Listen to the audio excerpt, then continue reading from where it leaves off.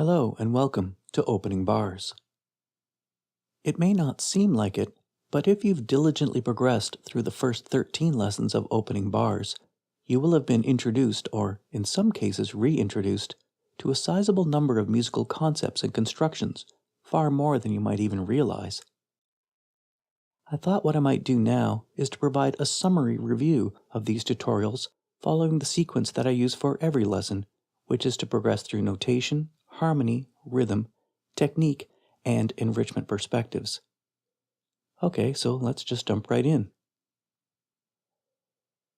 You can see here on the chart that there are many different types of clefs, but in reality, there are only three main styles. The first of these to know is the treble, or G clef, because the curl points to G4. The next is the bass, or F clef, because it points to F3. Next, we have the C clef, which, as you may now already guess, points to middle C. This clef is mostly used by certain orchestral players like violists, cellists, and bassoonists. And just as a point of reference, I always notate where middle C is on our virtual keyboard, labeled C4, which is the SPN, or Scientific Pitch Notational Standard. These clefs are fairly easy to remember, as the treble looks like a stylized G, the bass clef like a capital F, and the C clef, well, kinda looks like a C. There have been a couple of instances where I've used the bass clef for the right hand as well to avoid ledger lines, but there are also times when I have used the treble and bass clefs with a small number 8 either below or above to indicate an octave transposition. These are somewhat rare, but I think we've made good use of them in our examples. We've used the treble super octave, or sopranino, just once, which is almost never seen in published music, and almost as elusive are the sub-octave treble and the sub-octave bass clefs.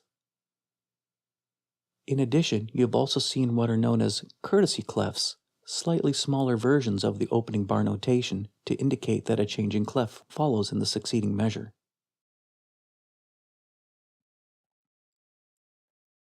We've only used a limited subset of available time signatures, all but 2 of which are 4/4. A 4 quarter note per measure pulse is by far the most common notational and performance standard for popular music, and in fact, it's often referred to simply as common time, and sometimes you may see just the capital letter C at the start of a piece to describe this time signature. We've also used 3/4 time in open arms, and one instance of 3/8 for für Lies.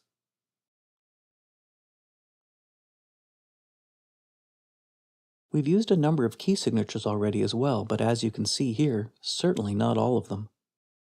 To begin with, we've had a few cases in which there are no sharps or flats present at all, including Das Model, Only the Good Die Young, and Für Lies. 8 of the 13 lessons so far have used flat key signatures, including 1 for Songbird, 2 for I Can't Make You Love Me and Love Song, 4 for Hello, Dream On, and Easy, and 6 for Virtual Insanity. There have been only 2 instances of sharp key signatures that we've seen, 2 for Open Arms, and 5 for 1,000 Miles. Remembering the order in which the sharps or flats appear on the staff and what keys they are typically associated with is a time-honored tradition of frustration for young musicians, perhaps akin to learning multiplication tables. There are some mnemonic devices that have served in the past to remember F, C, G, D, A, E, B for sharps, and B, E, A, D, G, C, F for the flats. Perhaps the most famous of which is Father Charles Goes Down and Ends Battle, and Battle Ends and Down Goes Charles Father. You can make up your own mnemonics, ones that serve you best. The key signatures themselves, however, are not always the whole story. They may or may not necessarily identify the particular tonal center of the song. We have seen some clear examples where the overall tonality is major, with substantial tonic, supertonic, dominant, and subdominant harmonies like easy, jump, songbird, and open arms. Likewise, we have also seen pieces that are sonically minor, like Hello, Dust Model, and Dream On, and we briefly indicated that these minor tonalities were based on the natural minor scale, meaning that the 6th and 7th degrees were unaltered. We also have seen in the Beethoven Für Elise example that the 7th degree G was sharpened to become a leading tone, and noted that this was more indicative of a harmonic minor scale, more often seen in Baroque, classical, or Romantic period music. But there have also been a couple of notable examples where the key signature seems to defy what we might consider the central tonal area to be. Our Van Halen example, for instance, employs a C pedal tone with F and G major chords jumping around above. And Only the Good Die Young is a bit like this as well, being notated in C but hovering around F and G and A minor, although we do hear a fair bit of C major in the chorus. And 1,000 Miles too, which shies away from root position chords to provide a little harmonic levitation, as it were. There is much evidence to show that the subdominant is a more pervasive tonal area than the dominant in pop music, like these examples show. We commented on in Love Song by Sarah Bareilles that we had the problem of an apparent key signature disparity, but then established that the Dorian mode was likely the primary tonality, as exhibited in the opening ascending bass line.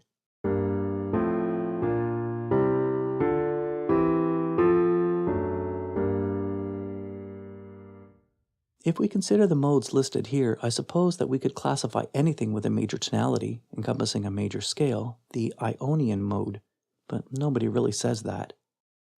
Similarly, the songs that use a minor tonality and the minor natural scale are within the bounds of the Aeolian scale, although again, nobody really calls it that either. I, however, do like calling it Aeolian, as I often find any sharpening of the 7th is more uncommon, and the raising of the 7th feels like a secondary dominant, which is very common in popular music, even if it appears in its own tonic key. The Dorian mode is the most prevalent mode in pop music right after the Ionian and Aeolian. Sometimes you might also encounter pop song melodies in the Mixolydian mode as well, but rarely anything in the Lydian or Phrygian, and even more rarely, if at all, in the Locrian mode. Now, I Can't Make You Love Me is a problematic song to define, as the key signature is published with 2 flats, but opens on an E-flat major chord, moves to G minor, dallies briefly with a B-flat major in first inversion, and ultimately ends on C minor. So, where's the tonic? None of them feel like the center, or even a staging chord for a resolution. There are some who might argue, and with convincing rationale, that this piece is centered on G minor, the most prevalent chord here, where the E-flat is the relative major, and the C minor 7 is then the 4 of 1. But this chord mostly appears throughout with an added 7th or 11, which clouds and weakens its prominence, and we never see it appear on the strong beat of a hypermeasure. And others, like the scholar and author Ken Stevenson, aligning with David Butler in his work on the perception of tonality, might persuade us to look at the initiating harmony, in this case E-flat major, to be the point of departure for the listener. But in this case, that would single out the A natural as an awkward augmented 4th, placing this piece in the Lydian mode.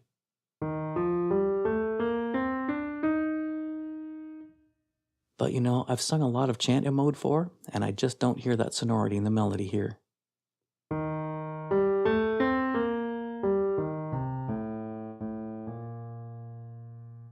So then, what if we look at the very end of the piece? Doesn't it always end on the tonic? Well, the last few measures of the coda have 2 solid measures of just E-flat major, which could easily and plaguily fall to B-flat, but then suddenly breaks away to end on an A-flat major 9, essentially E-flat major triad superimposed over A-flat. Now that's so amazing. But as I listen to it, especially the chorus, on the words "Don't Patronize Me," I hear a distinctive 1/6/4 to 5 cadence appearing, which suddenly gives away to the title sentiment. And more definitively on "You Won't, No You Won't," I hear a classic authentic cadence develop from the C minor 7 to the F, that's 2-7 to 5, to, and then the moment of resolution to B flat again is snatched away from us yet once again. Even though there is much heartbreak to this song, there is something about the major tonality which provides a hope for emotional survival. So while the verse may feel casually G minor, the chorus is more firmly B flat major to me, so I'm sticking with that overall. Harmonically speaking, it is fascinatingly unsettling. There are studies now in the last few decades emerging about harmonic relationships in pop and rock music, and the growth of listeners' perspectives and appetites outside of what is termed common practice. I believe that this genre shows a substantial complexity and should prompt a greater appreciation from traditionalist scholars who may perceive of rock music as being just 4 chords. If you're interested, I'll include a link in the description of a paper introducing you to this topic. We haven't really spent much time looking too closely at cadences, although I have mentioned them on occasion. These are musical punctuation moments akin to where perhaps commas, semicolons, and periods might occur in speech. In popular music, these are most often far less distinctive and weaker in function than the perfect, plagal, and imperfect examples you may have encountered and applied in the study of classical forms, particularly if you've studied Bach chorales. It's not to say that they're not there, it's just that there are many more varieties and approaches in popular music. There is a 5-1 cadence at the end of the opening phrase in Jump by Van Halen, disguised slightly with that sus on the 5 chord, and ends in the next measure on the tonic pedal point.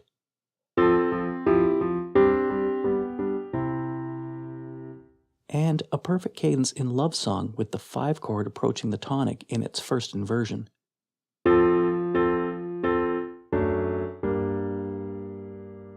And of course, as we might expect, with more finality, a clear perfect cadence in Für Elise.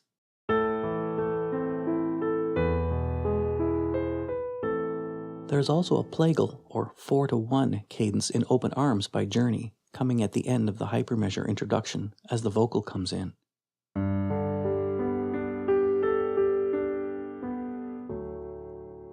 We also touch very briefly on the notion of deceptive or interrupted cadences where the harmonic movement from a 5 chord or secondary dominant 5 chord does not move to where a classically trained ear might expect.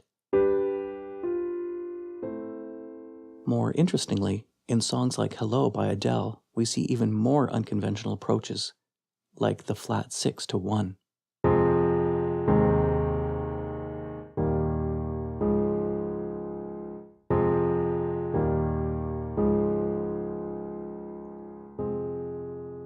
There's so much confusing terminology surrounding cadences, just look at these screen captures from Wikipedia.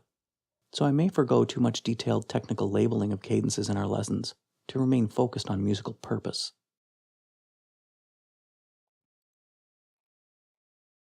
Now, to perform these analyses, we've employed a number of conventional tools. In all examples, we've used chord symbols both of the slash chord variety and the more complex 7 and extended chord naming conventions. For example, we might notate a simple triad over a bass note that doesn't appear in it, and might label it so with a slash chord. This is very beneficial for performance, but we can also label it in the context of an aggregate of all the vertical notes, like this. Both are useful. For instance, I can easily see with the slash chord naming that I have a C half diminished 7 chord appearing twice. The first time it appears over an A flat, and the second time over its own C. I've also leaned a little bit on traditional Roman numeral analysis to get a sense of how the chords are related and progress. You can see in the example that each scale degree is labeled with a Roman numeral in ascending order starting on 1. Uppercase numerals indicate a major sonority, and lowercase is for the minor.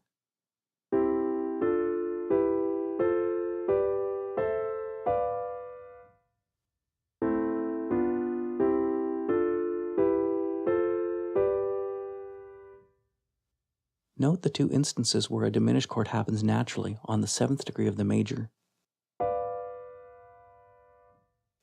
and the 2nd in the minor.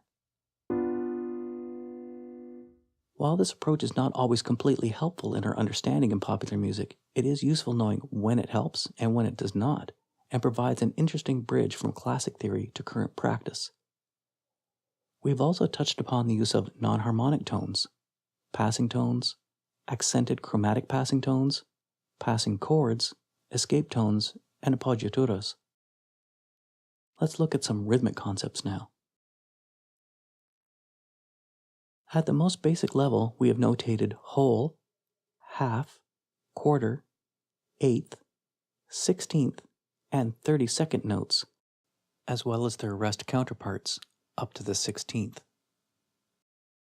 We've used these combinations for a variety of reasons, many of which have been to break down larger units into smaller subgroupings, often by subdivided counting or by using a click track, to help negotiate rhythmic passages, especially ones that are syncopated, like Only the Good Die Young and Songbird.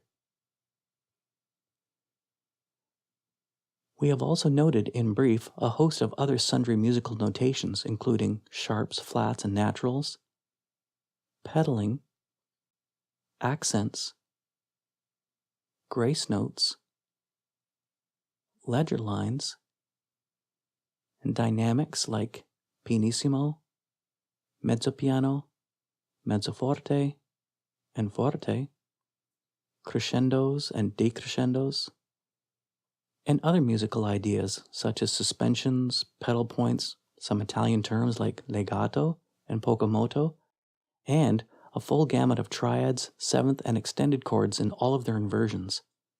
Wow, that's quite a lot we've covered, and there's still much, much more.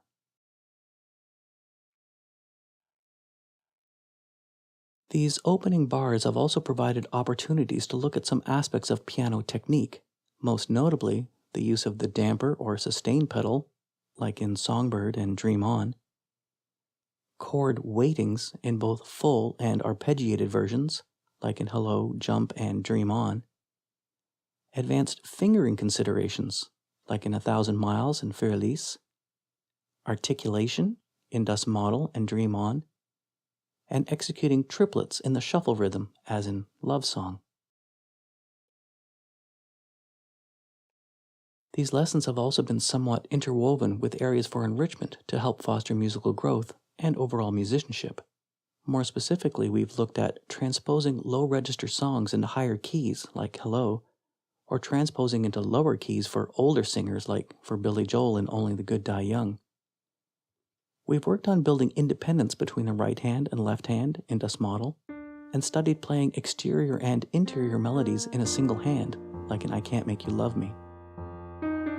We've examined the notion of creating a seamless continuity of pulse between hands in Songbird and Für Elise, and also looked at pedaling to retain harmonic integrity through passing chords like in Songbird and Dream On, and also tried rearranging chord inversions and revoicing to create your own melodies, textures, and voice leading, like in Jump and Virtual Insanity. And finally, we've also had some fun extemporizing our left hand like a bass player in Easy, playing a composer's revised score like the 1822 revision of Für Elise, and thinking and recrafting a piano part like a composer, as in Open Arms. I truly hope you've enjoyed this summary review today and will continue your musical growth with opening bars. Don't just play notes. Let's make music. Until next time, thanks for listening.